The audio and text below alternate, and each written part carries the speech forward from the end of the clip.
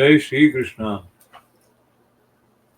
श्रीमद् भागवत के 11वें स्कंद के दूसरे अध्याय का पाठ भगवत कृपा से प्रारंभ करेंगे। श्री कृष्ण शरणम मम, श्री कृष्ण शरणम मम, श्री कृष्ण शरणम मम। कृष्णाय वासुदेवाय हरये परमात्मने प्रणत क्लेश नाशाय गोविंदाय नमो नमः।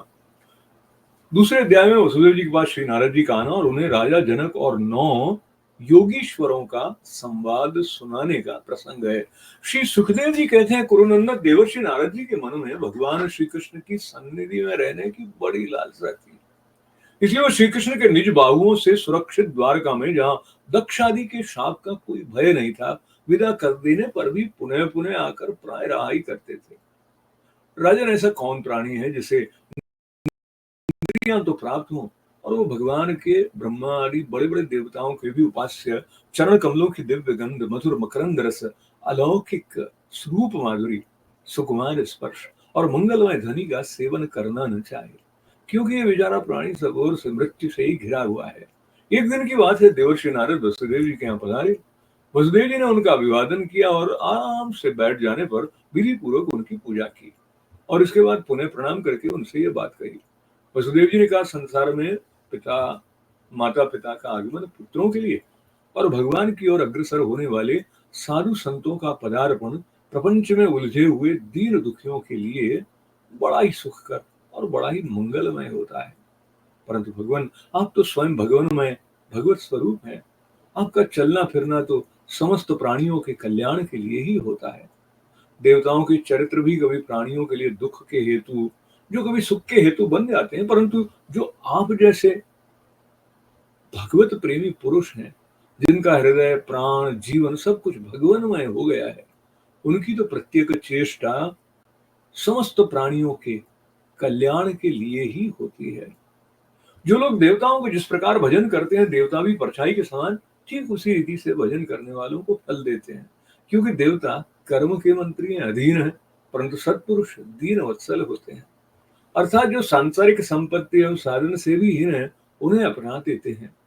ब्रह्मन, यद्यपि हम आपके शुभागमन और शुभ दर्शन से ही कृतकृत्य हो गए हैं, तथापि आप से उन धर्मों के साधनों के संबंध में प्रश्न कर रहे हैं, जिनको मनुष्य श्रद्धा से सुन भर ले तो इस सब ओर से भयदायक संसार से मुक्त हो जाए। पहले जन्म में मैंने मुक्ति देने वाले भगवान की आराधना तो की थी, परंतु इसलिए नहीं कि मुझे मुक्ति मिले। मेरी आराधना का उद्देश्य था कि वे मुझे पुत्र रूप में प्राप्त हों। उस समय मैं भगवान की लीला से मुग्ध हो रहा था। सुब्रत, अब आप मुझे ऐसा उपदेश दीजिए जिससे मैं इस जन्म मृत्यु रूप भयावह संसार से, जिसमें दुख का भी सुख का विचित्र और मोहक रूप धारण करके सामने आते हैं, अनायास ही पार हो जाऊं।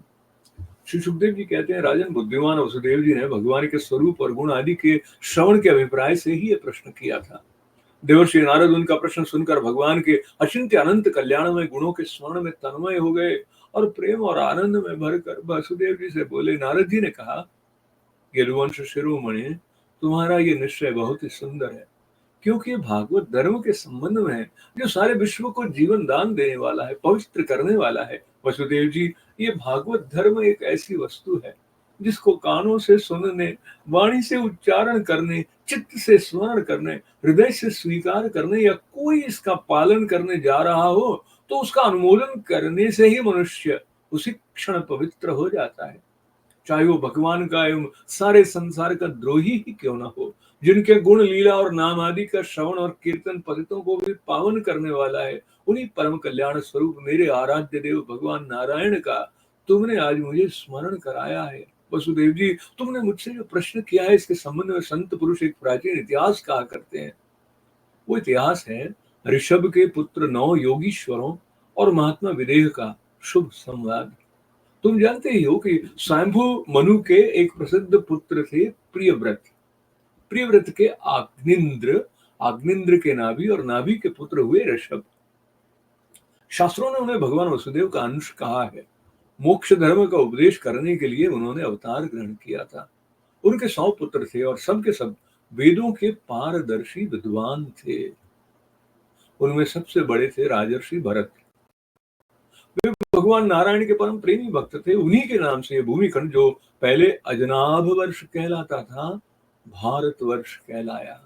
ये भारतवर्ष भी एक अलौकिक स्थान है। राजर्षि भरत ने सारी पृथ्वी का राज्य भोग किया, परंतु अंत में इसे छोड़कर वन में चले गए। वहां उन्होंने तपस्या के द्वारा भगवान की उपासना की और 3 जन्मों में वे भगवान को प्राप्त हुए। भगवान ऋषभ देव जी के शेष 99 पुत्रों में 9 पुत्र तो इस भारतवर्ष के सबोर स्थित 9 द्वीपों के अधिपति हुए और 81 पुत्र कर्मकांड के रचयिता ब्राह्मण हो गए। शेष 9 सन्यासी हो गए। वे बड़े ही भाग्यवान थे। उन्होंने आत्मविद्या के संपादन में बड़ा परिश्रम किया था और वास्तव में वे उसमें बड़े निपुण थे। वे प्रायः दिगंबर ही रहते थे और अधिकारियों को परमार्थ वस्तु का उपदेश किया करते थे। उनके नाम थे कवि, हरि, अंतरिक्ष, प्रबुद्ध, पिप्पलायन, आविर्होत्र, द्रुमिल, चमस और करभाजन। वे इस कार्य कारण और व्यक्त अव्यक्त भगवत रूप जगत को अपने आत्मा से अभिन्न अनुभव करते हुए पृथ्वी पर स्वच्छंद विचरण करते थे। उनके लिए कहीं भी रोक टोक न थी। वे जहाँ चाहते चले जाते। देवता, सिद्ध, साध्य, गंधर्व, यक्ष, मनुष्य, किन्नर और नागों के लोकों में और मुनि, चारण, भूतनाथ, विद्याधर, ब्राह्मण और गौं के स्थानों में वे स्वच्छंद विचरते थे। वसुदेव जी वे सब के सब जीवन मुक्त थे। एक बार की बात है, इस अजनाभ वर्ष में विदेहराज महात्मा निमि बड़े बड़े ऋषियों के द्वारा एक महान यज्ञ करा रहे थे। पूर्वोक्त 9 योगीश्वर स्वच्छंद विचरण करते हुए उनके यज्ञ में जा पहुंचे। वसुदेव जी वे योगीश्वर भगवान के परम प्रेमी भक्त और सूर्य के समान तेजस्वी थे।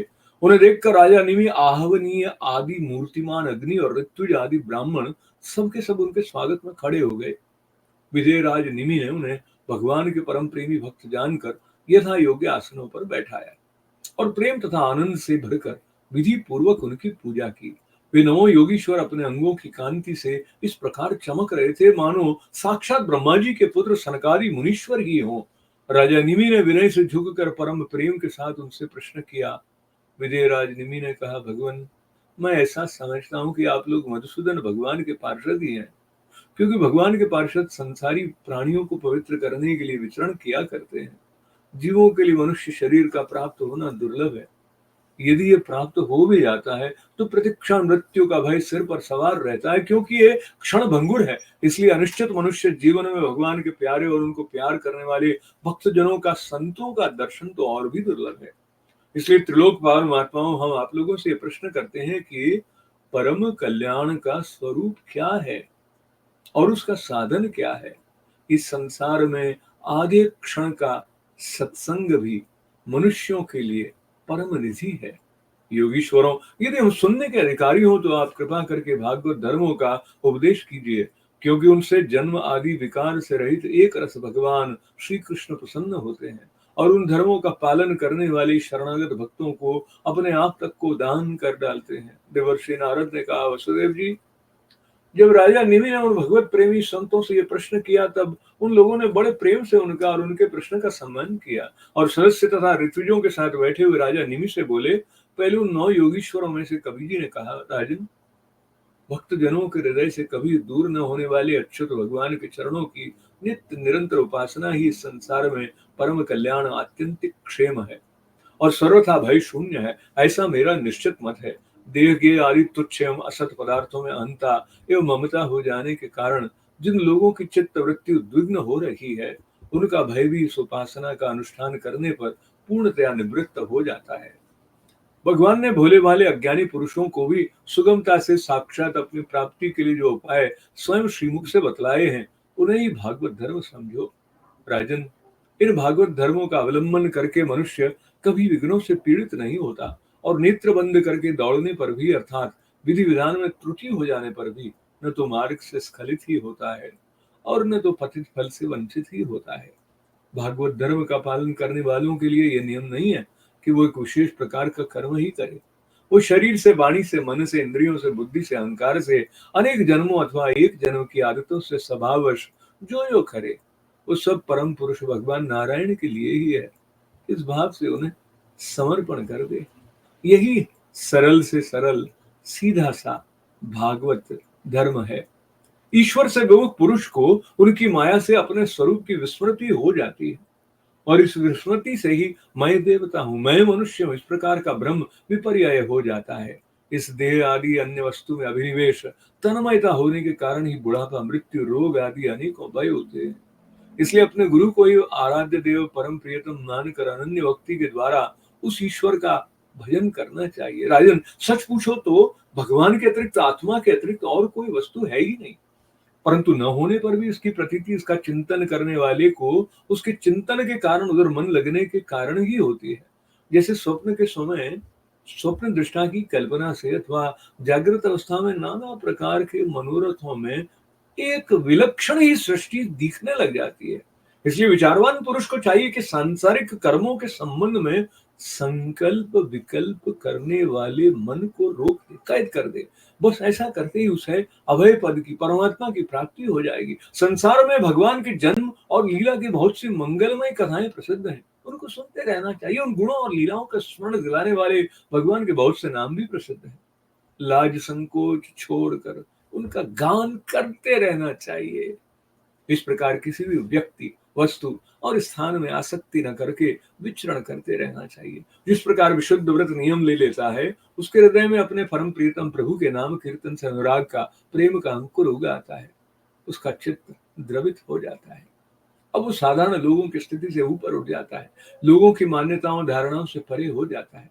दम से नहीं, स्वभाव से ही मतवाला सा होकर कभी खिलखिलाकर हंसने लगता है, तो कभी फूट फूट कर रोने लगता है।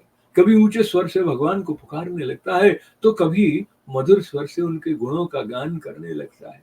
कभी कभी जब वो अपने प्रियतम को अपने नेत्रों के सामने अनुभव करता है, तब उन्हें रिझाने के लिए नृत्य भी करने लगता है। राजन, ये आकाश, वायु, अग्नि, जल, पृथ्वी, ग्रह, नक्षत्र, प्राणी, दिशाएं, वृक्ष, वनस्पति, नदी, समुद्र, सब के सब भगवान के शरीर हैं।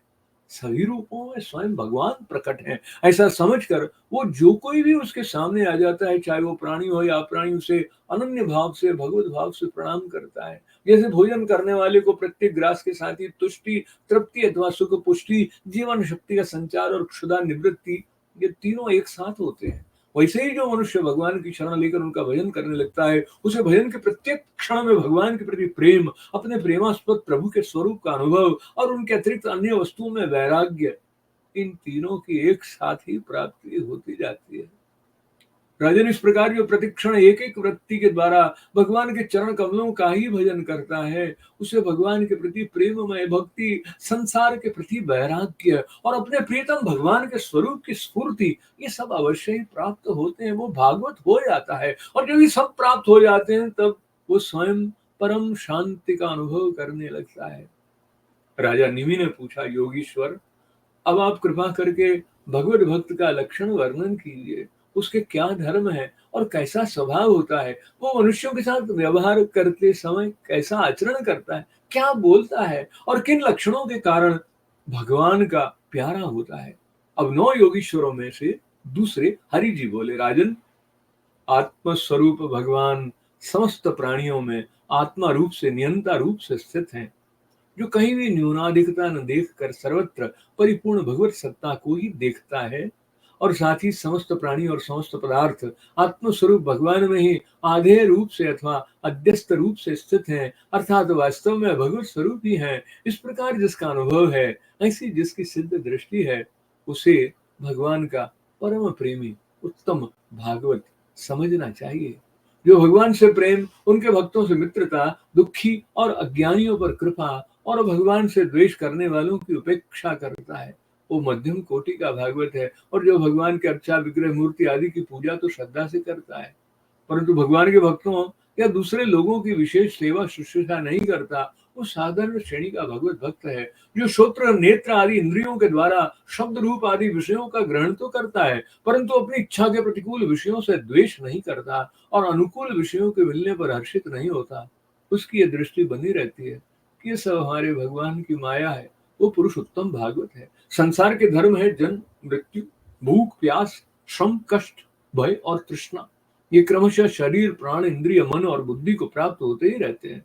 जो पुरुष भगवान की स्मृति में इतना तन्मय रहता है कि इनके बार बार होते जाते रहने पर भी उनमें मोहित नहीं होता, पराभूत नहीं होता, वो उत्तम भागवत है। जिसके मन में विषय भोग की इच्छा, कर्म प्रवृत्ति और उनके बीज वासनाओं का उदय नहीं होता, और जो एकमात्र भगवान वसुदेव में ही निवास करता है, वो उत्तम भगवत भक्त है, जिनका इस शरीर में न तो सत्कुल में जन्म, तपस्या आदि कर्म से अथा न वर्ण आश्रम एवं जाति से ही अहंभाव होता है, वो निश्चय ही भगवान का प्यारा है।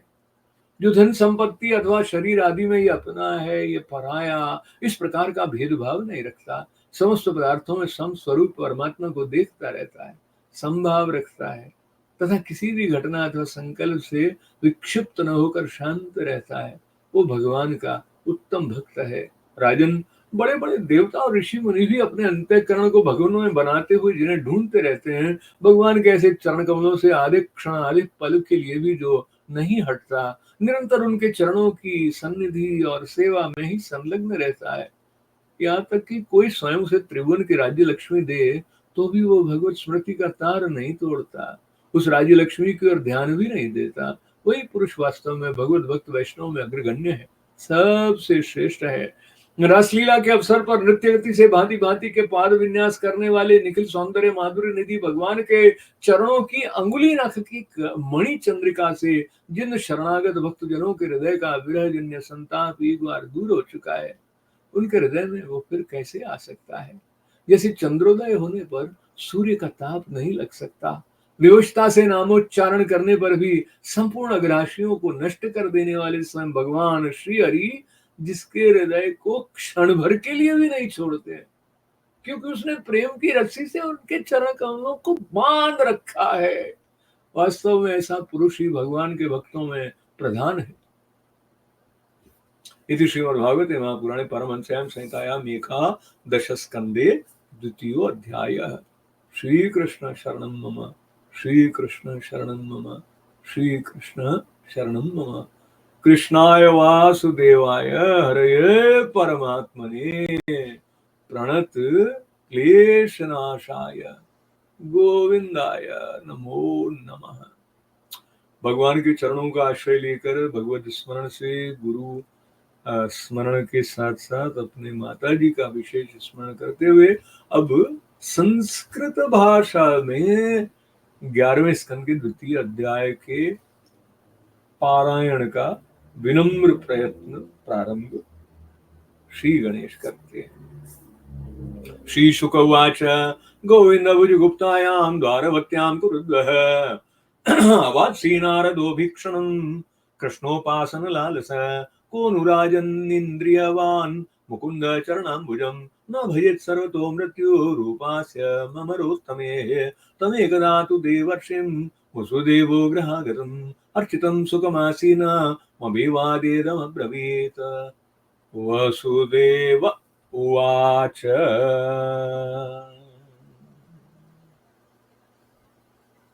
भगवन् भवतो यात्रा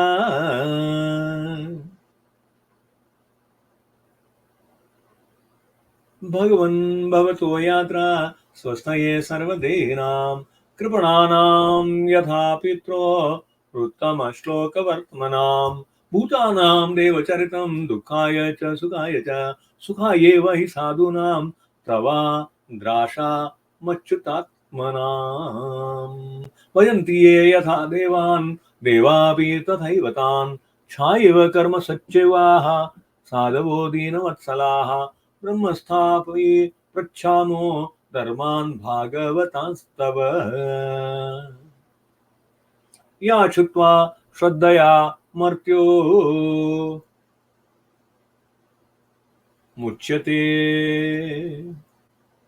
सर्वतो भयात् अहं किल पुरानन्दं प्रजार्थो भुवि मुक्तिदम् अपूजयं न मोक्षाय मोहितो देव मायया यथा विचित्र व्यसनात् भवद्भिर्विश्वतो भयात् मुच्येम यञ्जस्यैवात्मा तथा न शारि सुब्रत। श्रीशुक उवाच राजन्नेव कृतप्रश्नो वसुदेवेन धीमता प्रीततमाः देवर्षि हरेर् संस्मारितो गुणेः। नारद उवाच सम्यगेतद् व्यवसितं भवता सात्ततर्षभ यत्पृच्छसे भागवतान् धर्मास्त्वं विश्वभावनान् श्रुतोऽनुपठितो ध्यात आदृतो वानुमोदित सद्य पुनाति सद्धर्मो देव विश्वद्रोऽपि हि त्वया परम कल्याण पुण्य श्रवण कीर्तन स्मारितो भगवानद्य देवो नारायणो मम अत्राप्युदाहरन्तीम मितिहासं पुरातनम् आर्षभाणां च संवादं विदेहस्य महात्मनः प्रियव्रतो नाम सुतो मनो स्वायम्भुवस्य य तस्याग्निन्द्रस्ततो नाभिर्ऋषभस्तत्सुतः स्मृतः तमाहुर्वासुदेवांशं मोक्षधर्मविवक्षया अवतीर्णं सुतशतं तस्यासीत् ब्रह्मपारगम् तेषां वै भरतो ज्येष्ठो नारायणपरायण विख्यातं वर्षमेतत् यन्नाम्ना भारतमद्भुतं स भुक्तभोगां त्यक्त्वेमां निर्गतस्तपसा हरिम् उपासीनस्तत्पदवीं लेभे वै जन्मभिस्त्रिभिः तेषां नवनवद्वीप पतयोस्य समन्तत कर्मतन्त्र एकाशीतिर्द्विजातय नवा भवन्महाभागा मुनयो यार्धसंश्रिण श्रवणाबादर्शन आत्मविद्या विशारदा कविर् हरि अरन्तकृक्ष प्रबुद्ध पिप्पलायन आविर्होत्रोथ द्रुमिल शमस करभाजन तयेते भगवद्रूपं विश्वं सत्सदात्मकम् आत्मनो व्यतिरेकेण पश्यन्तो व्यचरन् महीम् अव्याहतेष्णगतया सुरसिद्धसाध्य गन्धर्वयक्षन्नरकिन्नरनागलोकान् मुक्ता शरन्ति मुनुचानभूत्नात् विद्याधरद्वे जगवां भुवनानि कामम् त्वयि कदानिमे सत्रमुपजग्मुर्यदृच्छया वितायमानं ऋषिभिरजनाभे महात्मनः तान् दृष्ट्वा सूर्यसङ्काशान् महाभागवतान् नृप यजमानोऽग्नयो विप्रा सर्वैवोपतस्थिरे विदेहस्तान् विप्रेत्य नारायणपरायणान् प्रीतः सम्पूजयान् चक्रे आसनस्थान् यथारथ तान् रोचमानान् स्वर्षा ब्रह्मपुत्रोपमन्नव पृच्छ परमप्रीत प्रश्यावनतो नृप विदेहोवाच मन्ये भगवतः साक्षात् पार्षदान् वो मदुद्विषः विष्णोर्भूतानि लोकानां पावनाय चरन्ति दुर्लभो मानुषो देहो देहिनां क्षणभङ्गुर तत्रापि दुर्लभं मन्ये वैकुण्ठप्रियदर्शनम् अत आत्यन्तिकं क्षेमं पृच्छामो भवतो नगाः संसारेऽस्मिन् क्षणार्धोऽपि सत्सङ्गः शेवधिर्नृणाम् धर्मान् भागवतान् ब्रूत यदि न श्रुतये क्षमम् ये प्रसन्नः प्रपन्नाय दास्यत्यात्मानमत्यज श्रीनारद उवाच एवं तेन विना पृष्टा वसुदेवमहत्तमाः प्रतिपूज्या ब्रुवन् प्रीत्या ससदस्यर्त्विजं नृपम् कविरुवाच मन्ये कुतश्चिद्दयमच्युतस्य पादाम्बुजोपासनमत्र नित्यम् उद्विग्नबुद्धेरसदात्मभावात् विश्वात्मना यत्र निवर्ततेभिः ये वे भगवता प्रोक्ता उपायायात्मलब्धये अन्यः पुंसां विदुषां विद्वे भागवतान् हितान् यानास्थाय नरो राजन् न प्रमादेत् करिचेत् धावन् निमील्य वा नेत्रे न स्खलेन्न पतेद्य कायेन वाचा मनसेन्द्रियैर्वा बुद्ध्यात्मना वानुसृतः स्वभावात् करोमि अद्य सकलं परस्मै नारायणायेति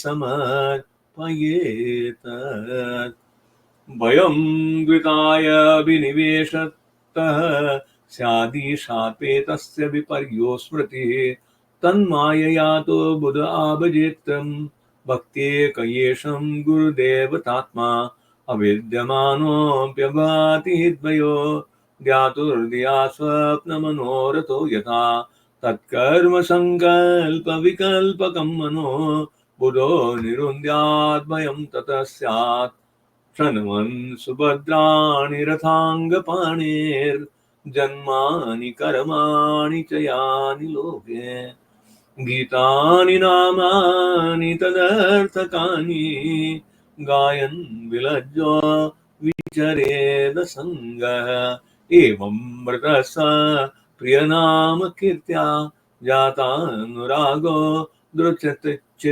उच्चे हसत्यथोरोदितिरोति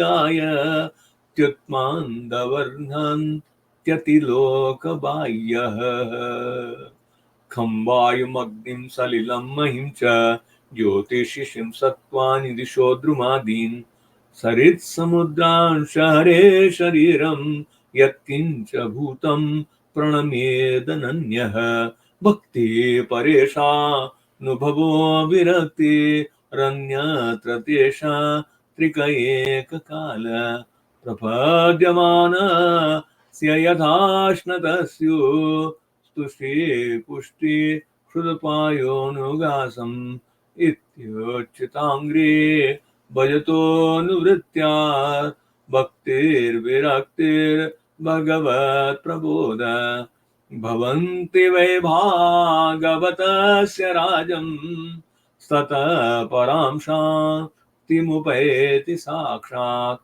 राजोवाच अथ भागवतं ब्रूत यधर्मो यादृशो नृणाम् यथाचरति यद्ब्रूते येर्लिङ्गेर्भगवति प्रियः हरिरुवाच सर्वभूतेषु यः पश्येत् भगवत्तावत्मात्मना भूतानि भगवत्यात्मन्येष भागवतोत्तमः